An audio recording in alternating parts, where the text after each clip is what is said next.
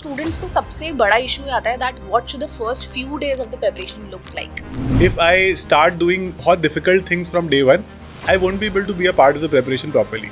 So अब जैसे कई बार ऐसे होते हैं, again I will give you an example, जो क्लैट का क्वांट तो ना थोड़ा ज़्यादा साइकोलॉजिकल इम्पैक्ट स्टूडेंट का ज़्यादा है, बिकॉज उनको लगता है मैथ वैसी ख़राब थी हमारी, और बहुत सारे स्टूडेंट इसलिए 11th-12th में भी मैथ नहीं लेते जस्ट टू अवॉइड मैथ, तो उनको लगता है वापस से आ गया. तो अगर आप अनकंफर्टेबल चीज़ें कर रहे हो and you know that this is right for your exam, go for it. वो 10-12 number create all the difference. I have seen toppers list. How did you build that vocab? How did you build that comfort with English as a language?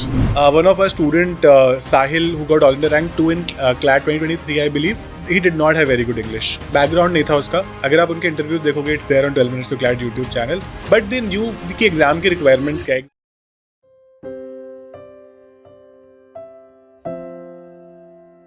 Hello everyone, welcome back to the official YouTube channel of 12 Minutes to CLAT, and today we are back again with Keshav sir. और जितने भी लोग अब अपनी preparation start करने वाले हैं तो ये वीडियो उनके लिए होने वाला है. तो let's get started. Hi sir, how are you? Hello ma'am, very good. Okay, so let's get started. अब जब भी हम students से interact करते हैं and who are in their 12th standard या they have just passed, so a very common question is that we are already in April and the exam is going to be in December, so that leaves us with around 8 to 9 months, not even 9 months for that matter. तो students को सबसे बड़ा issue आता है that what should the first few days of the preparation looks like? Okay, so it's a very relevant question also, because most people fail to understand the starting parts, and it's true for anything that we learn. मतलब अगर आप swimming भी सीख रहे हो तो आपके पहले 10 दिन तो काफ़ी मुश्किल रहते हैं. So the most important thing is to figure that out first. So week 1 is clear. You do all the previous year question papers of the last 6 years, one paper each day, and you start that habit of reading newspaper every day, either the Hindu or the Indian Express. ये दो चीज़ें अगर आप first week में कर लोगे, you are good to go. You have started your preparation. Even तो आपने क्लैट पर से स्टार्ट नहीं किया, बट अब आपको पता है कि this is how the paper looks. You know क्योंकि न्यूज़पेपर पढ़ने में मुझे ये प्रॉब्लम आती है, ये बोरिंग लगता है, मैं नहीं कर पाया. बट 6 days अगर आप कंसिस्टेंटली कर पा रहे हो, you have started. Then week 2 में ऐसा होता है, या फिर इसके साथ साथ ही आप कर सकते हो, यू ऑल्सो फिगर आउट कि आपको कैसे प्रेपरेशन स्टार्ट करनी है. You want to join a coaching, you want to do it your self. So if you want to join a coaching, you figure out that. और उसके कुछ criteria होते हैं जो हमने कई सारे वीडियोज़ में और भी मेंशन कर रखे हैं कि what who is teaching in that particular coaching, how many mock test will be get, sectional test, DPPs जो भी होता है. We have something called the GK question bank. सबका अलग अलग नाम होता है एमश्योर कोचिंग में, तो वो मिलेगा कैसे. Do we have one-to-one sort of mentorship? How do we get our doubts cleared? All of that is important.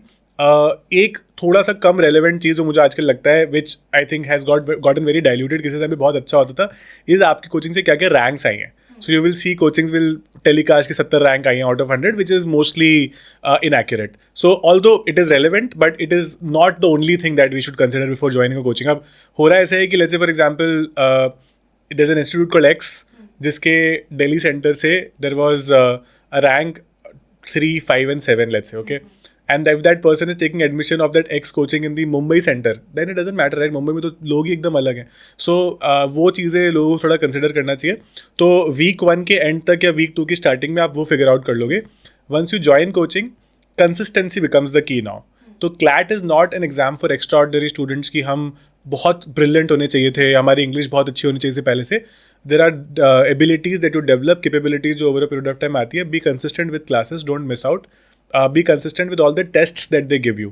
If you culminate both of them really well, within a month आपको realize हो जाता है कि ये exam मेहनत करके हो तो सकता है. You get that confidence because first mock ऐसा रहेगा कि आप 120 मार्क का मॉक दोगे, आपके शायद 20, 25, 30 नंबर आ जाएंगे. एंड देन यू रियलाइज कि वो इतना दूर हूँ मैं, मतलब एक टॉपर से. बट देन धीरे धीरे करके वो इंप्रूव ही होता है. यू फिगर आउट कि मेरा ये सेक्शन ज़्यादा वीक है, I need to work toward this. You have the mentors और educators to help you out. तो फिर वो आप एक इकोसिस्टम के पार्ट बन जाते हो, एक प्रोसेस के पार्ट बन जाते हो कि मैं अच्छा करता रहूँगा. CLAT is not like our school exam जहाँ पर हमको एक पॉइंट के बाद लगेगा कि अब तो मुझे सब आता है ना. On the exam day also you will feel कि यार मैं थोड़ा सा, मेरे को अगर 2 घंटे और मिलते ना तो I would have done this that. तो that will always be there in all the national level exams in India. But this is the first month की जो हम बात कर रहे हैं, which is the most difficult part. You start with these basic steps and then ultimately आगे के steps आप खुद ही figure out कर लेते हो. Okay. So as you mentioned, you also mentioned that you should start with PYQs and then move to mocks and all of those. But for someone who has just started, who may not have a lot of information about CLAT, for this person it becomes very difficult because इतने सारे mentors हैं. Yeah. And some mentors say that you should start with mocks. irrespective of the fact कि आपने पढ़ा है theory नहीं पढ़ा है, and some people like us for that matter say that you should look at PYQs. So for someone who's confused कि मैं पहले theory पढ़ूँ, PYQs करूँ, mocks करूँ, what should I do? तो ऐसे लोग जिन्हें थोड़ा confusion है उनके लिए what should be a good start? So PYQs तो करने ही है स्टार्ट में. This goes for any national level exam. You start with PYQs, right? Even आप किसी UPSC एस्पिरेंट से पूछोगे तो वो भी बताएगा कि हमने PYQ से स्टार्ट किया था, क्योंकि अगर मैं मॉक डे 1 पे सॉल्व करने लग जाऊंगा ना तो मेरे इतने कम मार्क्स आएंगे कि मैं शायद डीमोरलाइज होकर उस एग्जाम को ही छोड़ दूंगा. So I will start with PYQs where I don't have an expectation of scoring really well. I'm just understanding कि क्या क्या पूछा गया. उससे मुझे पैटर्न भी समझ में आ जाएगा एग्जाम का, मेरे को मार्किंग स्कीम भी समझ में आ जाएगी, सब चीज़ आ जाएगी. तो मेरा एक वीक एटलीस्ट मतलब प्रेपरेशन को स्टार्ट तो मैं ऐसे करूँ ना कि मैं उस प्रेपरेशन का पार्ट भी बन पाऊँ. इफ़ आई स्टार्ट डूइंग बहुत difficult things from day 1, I won't be able to be a part of the preparation properly. So अब जैसे कई बार ऐसे होते हैं, again I will give you an example. जो recently people were talking about this in my gym. So there was this guy who joined on day 1 and he asked the trainer कि मुझे बल्क करना चाहिए या cut करना चाहिए. Like कि आपको जिम पहले आना शुरू करना चाहिए, right? You this is the first day. So these are certain things that people have to start with. And as we said, जो 30 डे का रूटीन बनता है ना, तो हम लोग तो ये भी करते हैं कि we give them a 7 day का एक प्लानर का टेम्पलेट कि आप यहाँ पर लिखो कि आप आज क्या करने वाले हो, मार्क दैट आउट. और उसमें एक अलग भी पार्ट होता है जहाँ पर अगर आप कुछ नहीं कर पाए इन दैट डे और इन दैट वीक तो आप उसको भी लिखते हो. तो आप खुद को क्रिटिकली एनालाइज कर लेते हो कि how consistent were you, and then you can figure that out. तो क्लैट में हम हमेशा ये कहते हैं कि make mistakes but please try to make new mistakes so that you start learning from them. Everybody makes mistakes. CLAT में अब थोड़ा सा ऐसा हो गया है, if you look at the last years cut off, people have gotten used to that pattern now. अब 6-7 साल हो गए पैटर्न को. So people will score well irrespective of how the paper is. So you have to be very accurate, you have to have a decent reading speed, good comprehension, basic general and legal awareness. तो वो चीज़ें over a period of time आप develop करते हो. But अगर आपने पहले 20-25-30 दिन निकाल लिए, you will definitely figure out कि आपको करना क्या है. देन इट्स ऑन यू, आप कितना उसमें एफर्ट डाल पाते हो. Right. And coming to the mocks and PYQs वाला part, obviously PYQs are very important, and even I say to a lot of students कि जब तक आप PYQs नहीं करोगे आपको एग्जाम का पैटर्न ही नहीं समझ में आएगा. And especially for someone who doesn't know about this particular field, who is maybe a first generation lawyer, who's going to be a first generation lawyer, but उसमें एक बहुत बड़ा रोड ब्लॉक आता है which is about quants section. और students को लगता है कि हम PYQs तो देख लेंगे, हम मॉक्स भी देख लेंगे, पर क्वांट्स को कैसे हम अप्रोच करें. तो what would be your suggestion for them for the first few days? I think CLAT का क्वांट तो ना थोड़ा ज़्यादा साइकोलॉजिकल इम्पैक्ट स्टूडेंट का ज़्यादा है, बिकॉज उनको लगता है मैथ वैसे ही ख़राब थी हमारी. और बहुत सारे स्टूडेंट इसलिए 11th-12th में भी मैथ नहीं लेते जस्ट टू अवॉइड मैथ. फिर उनको लगता है वापस से आ गया. So understand this guys, CLAT में 8th स्टैंडर्ड लेवल का मैथ आता है. There is no trigonometry, there is no calculus, there is no algebra, nothing. So 8th standard level का मैथ्स हम बहुत आसानी से कर सकते हैं. 8th का मैथ्स हमें 8th में डिफिकल्ट लगता था, बट हम जब 11th-12th में आ गए हैं तो our mind is also grown with the standard that we have come अब यहाँ इस लेवल पे. So definitely 100% you should go for it, और एक एक टॉपिक करके करो. इफ यू स्टार्टिंग लेट्स से एटलीस्ट एग्जाम से 6-7 मंथ्स पहले, आप सिर्फ ये टारगेट करो कि इस महीने में मुझे 2 ही टॉपिक करने हैं मैथ्स के, बट वो मेरे को मास्टर करने हैं. अगर एग्जाम में, मेरे सेक्शनल टेस्ट में या मॉक टेस्ट में इस टॉपिक से क्वेश्चन आया इस महीने के बाद, तो वो मेरा गलत नहीं हो सकता. That should be the aim. अगर इस एम के साथ जाओ तो टॉपिक टोटल 6-7 है, तो अगले 3-4 महीने में you will be very easily able to do it. But वो स्टार्ट करना पड़ता है. आई मीन अनकंफर्टेबल थिंग्स थोड़ी करनी पड़ती है. Newspaper is also something like that. तो अगर आप अनकंफर्टेबल चीज़ें कर रहे हो and you know that this is right for your exam, go for it. वो 10-12 number create all the difference. I have seen toppers list. I was speaking to some toppers recently. तो जो all India rank 1, all India rank 4, 5 जो भी students थे, तो they said कि CLAT 2026 में they got 100% in DI. उनका एक भी गलत नहीं हो, बिकॉज वो लाना ही पड़ेगा. अगर आपको एकदम टॉप लॉ स्कूल में जाना है तो out of 12 minimum is 10 that you'll have to score. So people who are at 2, 3, 5 उनको पता है कि वो क्या कर रहे हैं.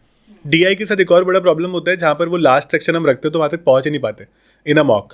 तो वो धीरे धीरे होता है. तो sectional timing is something that's important. तो before you start a mock आपको ये क्लैरिटी होनी चाहिए कि मैं इस सेक्शन को इतना ही टाइम दूंगा, इससे ज़्यादा I won't give the time to this section, so that you are at least able to attempt everything. Right. I totally agree actually. So for me also, it was like North Pole and South Pole. Me and maths are North Pole and South Pole. So I understand that I think you should master one topic at once. You should not take up maths as something कि मुझे पूरा एक साथ master करना है. If you have 6 to 7 months in hand, maybe spend a few weeks on one topic and then move on to अनादर. उससे even though starting में आई feel कि आपका थोड़ा सा मॉक्स का स्कोर गिरेगा, but eventually in the longer run I feel it will be beneficial for you. 100%. And apart from cons there is another thing कि legal reasoning section जो होता है वो बहुत सारे लोगों के लिए नया होता है. मतलब I understand there are people who are maybe second generation, you know, they are going to be second generation lawyers, तो उनको एक बेसिक अंडरस्टैंडिंग होती है लॉ की. But for those who are going to be first generation lawyers and they want to get into law school, they have big aspirations, उन्हें बहुत daunting लगता है. दे फील कि अरे बहुत नया है. तो हाउ शुड दे अप्रोच, मतलब what should be something that they should definitely do while they are looking at law, क्योंकि law बहुत vast domain है. Legal reasoning as a section अगर आप लोग स्टार्ट ही कर रहे हो 11th स्टैंडर्ड में, तो मेरा सजेशन ये रहता है कि लीगल स्टडीज़ करके एक सब्जेक्ट होता है कुछ स्कूल में, you can take that also. वो हेल्प करता है, काफ़ी कॉम्प्लीमेंट करता है. अगर वो कम स्कूलों में होता है तो legal reasoning as a section when you start reading it, वो 2-3 महीने बाद it becomes the most fun section, क्योंकि उसमें आप एक्चुअली जो आपकी डेली लाइफ में चीज़ें आप नोटिस कर रहे थे ना, नाउ यू रियलाइज कि ये क्यों हो रहा है. मतलब अगर मैं खुद को सिटीजन बोल रहा हूँ तो मैं क्यों सिटीजन हूँ, it's very clear that you'll study, right. मेरे क्या राइट्स हैं, मेरी क्या रिस्पॉन्सिबिलिटीज हैं, basic things. If I am buying a pen and giving somebody 10 rupees, I am very clear कि ये कॉन्ट्रैक्ट होता है कुछ, मतलब this a law about it.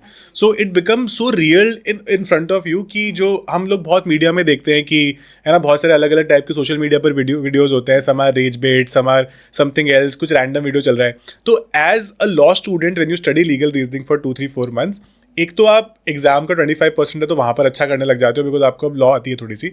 Second, you have by default filter in your mind ना, आपको पता है कि क्या चीज़ गलत है, क्या चीज़ सही है. आप लॉजिक से लीगल पे आ जाते हो कि भाई this is what actually things should be, this is legal, this is not. So that's how it you could say affects you. But particularly in this section, give it 2-3-4 months. वो थोड़ा time लगता है to, you know, for you to get used to that legal language. But once you get it, most students last के 2-3 महीने में बोलते हैं कि हमारा फेवरेट सेक्शन लीगल है. Right, and I think एक comfort zone आपका build हो जाता है towards the end, and that is why it feels easy. But do you think should they start with basic legal terminology or some maxims, क्योंकि वो again वो बहुत ही daunting उनको लगता है. एक्चुअली ऐसा होता है कि आप बिग बेसिक लॉ से स्टार्ट करो, फिर लॉ में जैसे जैसे वो लीगल मैगजीम्स आते रहते हैं तो आप उसको कॉन्टेक्स्ट के साथ समझ सकते हो.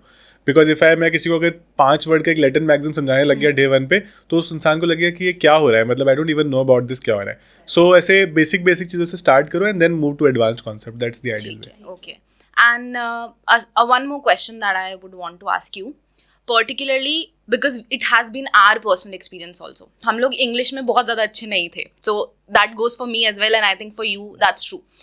How did you build that vocab? How did you build that comfort with English as a language? Okay, so पहली बात वोकैबलरी का ये मुझे क्लियर करना है कि स्टूडेंट्स बहुत समय लगाते हैं वोकैबलरी पढ़ने में, एंड दे डोंट अंडरस्टैंड कि आप पूरी डिक्शनरी नहीं याद कर सकते. मतलब डिक्शनरी के बाहर भी वर्ड्स होते हैं बहुत सारे, वो भी मतलब नहीं कर सकते आप सब कुछ वोकैबलरी में. So the best way to go about it when you are reading newspapers, हर रोज आपको कम से कम 10-15 ऐसे नए वर्ड्स और फ्रेजेस मिलेंगे जिनका मतलब नहीं पता. Just note that down. Just make sure कि अगर वो कभी आपके एग्जाम के पैसेज में या कहीं आ जाए तो उसका एंटोनिम सिनोनिम आपको पता हो, वो गलत ना हो. इतना कर लो. A lot of people also go for this book called Word Power Made Easy. It's a very good book. It helps you understand root words, जिसके बेसिस पर आप काफ़ी सारे और वर्ड्स कवर कर लेते हो. But you can do that if you have time.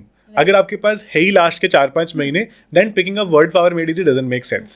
So vocabulary is something जो आप यहाँ पर कवर कर सकते हो. With respect to English, जो हम बोलते हैं कि हमारी इंग्लिश स्पीकिंग बहुत ज़्यादा अच्छी नहीं होती, people who come from smaller towns, even अगर आप इंग्लिश मीडियम स्कूल में भी पढ़ो तो भी उसकी इंग्लिश बहुत ओकेश होती है. So उसका सोल्यूशन ये है कि CLAT as an exam is not you could say conducting any sort of viva at the end. I mean, it's a written exam, it's an MCQ based exam. तो अगर आप अपनी रीडिंग इंप्रूव कर लो, अगर आपको पता है कि मेरे को पैसेज पढ़ के अगर मेरे को दिमाग में मेरे मतलब समझ में आ रहा है, क्योंकि बहुत सारी चीज़ें ऐसी होती है कि जो मैं अपने दिमाग में तो बिल्ड कर लेता हूँ लेकिन मैं वो बोल नहीं पाता सही से, as somebody who does not know English really well. तो आपको बस यहीं तक डेवलप करनी है और आपको फिर उसको बस पेपर में उतारना है या फिर उसको मार्क करना है. सो we will definitely see a lot of people. In fact, we have seen a lot of people who've gotten great ranks. One of our student, Sahil, who got all India rank 2 in CLAT 2023, I believe, he did not have very good English background नहीं था उसका. Same good for Anirudh, he got all India rank 8 in CLAT 2024. अगर आप उनके interviews देखोगे, it's there on 12 Minutes to CLAT YouTube channel. English में उनका हाथ सच में थोड़ा तंग था, बट दे न्यू कि एग्जाम की रिक्वायरमेंट्स क्या है. एग्जाम आपकी कोई बेस्ट, कोई मैं बहुत बढ़िया डिबेटर हूँ वो नहीं जज कर रहा. इट जस्ट जजिंग की 5 सेक्शन है, इनकी ये रिक्वायरमेंट्स है, अगर आप ये पूरी करो you are through. Simple. Right. तो गाइज सिंपल पॉइंट ये है कि हम भी वहीं से आए हैं जहाँ से आप आ रहे हो, and if we are here you can definitely do good, do well in life. So to sum it up, I feel कि अगर आप अपनी प्रेपरेशन स्टार्ट कर रहे हो and you are in the first few days, let's say you have just started, तो don't run away from your fears. आप कोई भी सेक्शन होगा, मैथ्स हो सकता है, लीगल, इंग्लिश, लॉजिकल, कुछ भी है जिससे भी आपको डर लग रहा है, just don't run away from it. Face it. First few months, first few weeks आपको बहुत डिफिकल्ट लगेगा, आपको लगेगा कि यार नहीं करना है, कभी कभी गिव अप भी करने की आपकी इच्छा करती है, but just don't do that and definitely then you can crack the exam.